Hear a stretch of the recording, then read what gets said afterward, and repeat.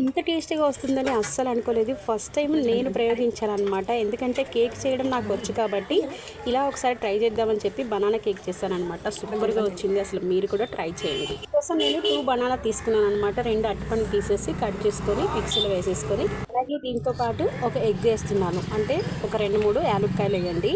ఒక ఎగ్ అనమాట.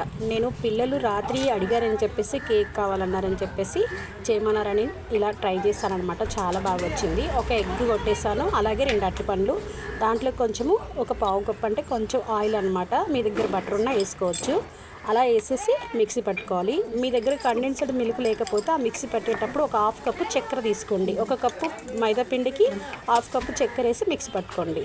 కేక్స్ చేస్తుంటాను కాబట్టి ఇలా ట్రై చేద్దామని చెప్పేసాను. అసలు ఇందులో పాలు కూడా వేయలేదనమాట, కానీ చాలా బాగా వచ్చింది.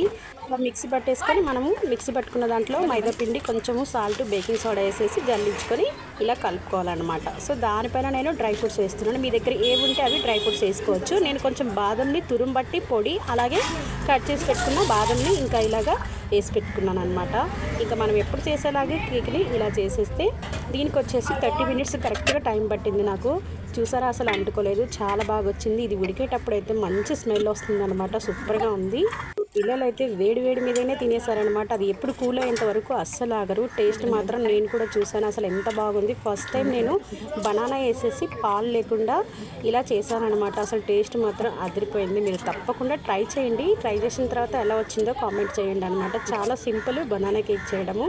అసలు కలర్ చూడండి, పిస్తా కలర్లో వచ్చింది కదా. న్యాచురల్ కలర్స్ అనమాట. మనం కేక్స్లో అన్ని కలర్స్ యాడ్ చేసే బదులు ఇలా న్యాచురల్గా చేసుకుంటే బాగుంటుంది. వీడియో నచ్చితే లైక్ చేయండి.